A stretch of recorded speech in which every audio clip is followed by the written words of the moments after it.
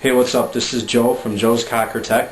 We're located on the internet at cockertech.cjb.net. You can see that address right at the bottom of the screen now. What I'm going to show you how to do today is properly time an autococker. I'm sure you've all probably read the guides that are on the internet, including the one on our own page from raviespaintball.com and numerous other places. The problem with all of these guides, and they're very well written, but sometimes you just need a little visual help to kind of help you see what to do, and visual references are always good. And as far as I know, no one's really made a video of how to do this yet, or at least one that's free on the internet. So I'm going to do that myself. So today we have my 2001 autococker that I've tricked out, and it's a little bit out of time, so today we're going to look at how to fix that.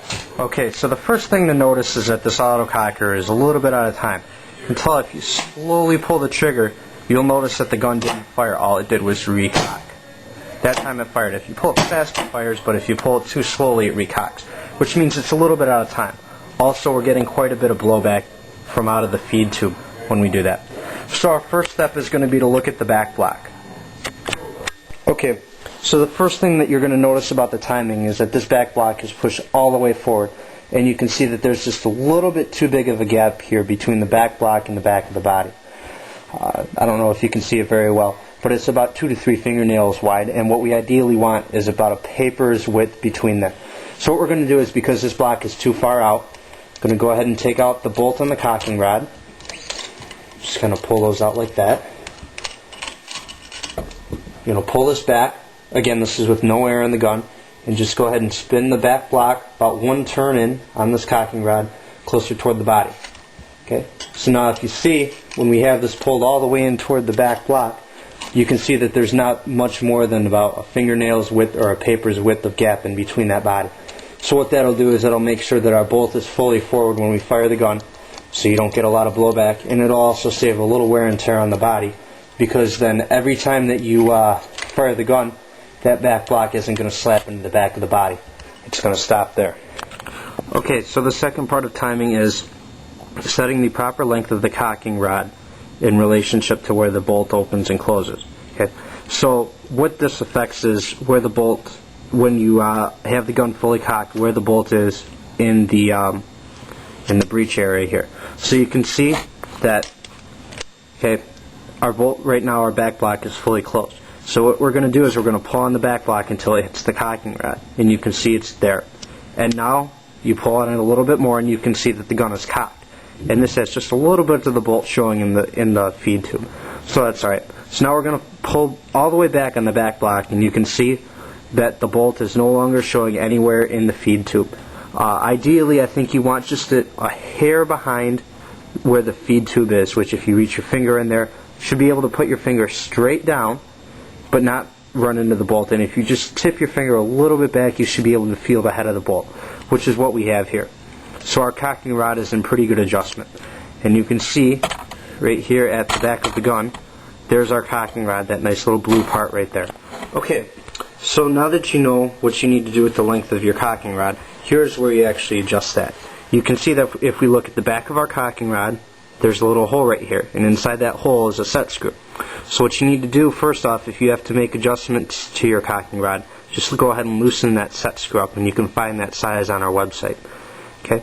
So once you have that loosened up, you're going to turn this blue knob here either counterclockwise or clockwise.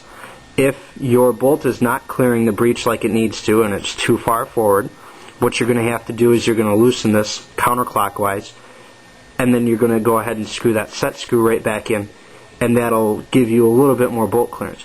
If you have to go the other way, then what you do is you screw this clockwise, or turn it to the right, and then go ahead and tighten that back up, and that'll make sure that your bolt gets a little bit farther forward and it's not too far back.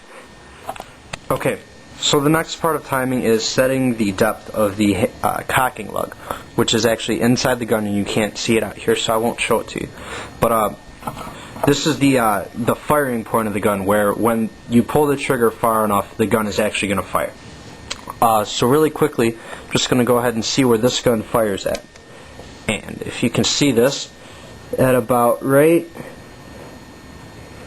there is where the gun fires. but you can see that my gun, the way my trigger's set up, there's barely any movement after that. So this is in about 3/4 of the pull is where the gun is firing. And ideally where you want your gun to fire is about 1/4 to halfway through your pull. So somewhere from there to there is about where I want this to fire. So what I'm going to have to do is shorten up the length of my cocking lug a little bit. So I'm going to go ahead and pull my bolt out a little bit and take a 1/8 inch Allen wrench and go ahead and put it in the access hole that's drilled into the top of the gun. You can see it right there. So I'm going to go ahead and put this in, find the hammer, and I'm going to go ahead and give this about, you would probably do less, but I think I pretty much know what this is. About 1.5 turns is going to get me where I want to go. I did 1.5 turns counterclockwise, and you can read about that on our website, why I chose to go counterclockwise. Pretty much I'm just bringing the lug up so that it fires sooner in the pull. Okay, so if I go ahead and cock this again, you can see that the gun fires pretty quickly, and it's set at about halfway through the pull right now. Now I like my pull a little bit shorter, so I'm going to go ahead and go out another 1/2 turn or so. Okay, so the fourth and final step of timing is properly setting the timing rod length. And ideally what you want is slightly after the gun fires, which is the cocking point, you want this to be about the right length so that the gun actually actuates.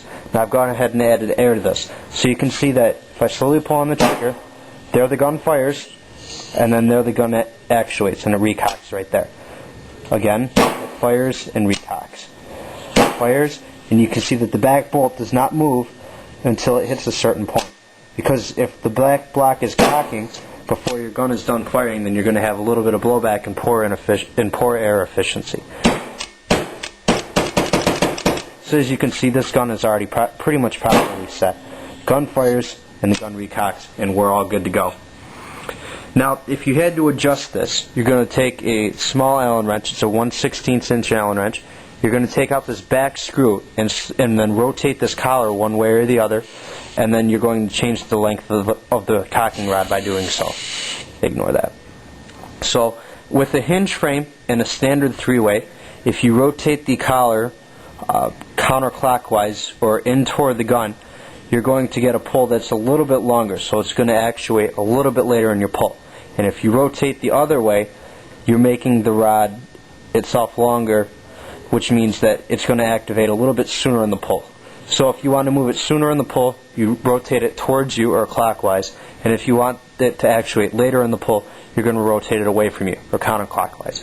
And again, that setup works with the hinge frame and a standard 3-way trigger. If you'd like to know the other setups, you can visit us at cockertech.cjb.net. Okay, so there you have it. There's the proper way to time your autococker. Thanks for watching.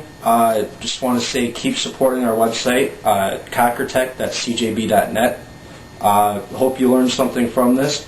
So go take your gun, play safe, play hard, have fun, and always remember, safety first, condoms on. There are times when you get suckered in by drugs and alcohol and sex with women, okay? But it's when you do these things too much that you've become an addict and must get back in touch. You can do it, it's all up to you, okay? With a little plan you can change your life today. You don't have to spend your life addicted to smack, homeless on the streets giving handjobs for crack. Follow my plan and very soon you will say it's easy, okay? Step 1, instead of ass, say buns, like kiss my buns or you're a bun's hole. Step 2, instead of shit, say poo, as in bull poo poo, head and this poo is cold. Step 3, with bitch, drop the T, cause bick is Latin for generosity. Step 4, don't say fuck anymore, cause fuck is the worst word that you can say, so just use the word okay.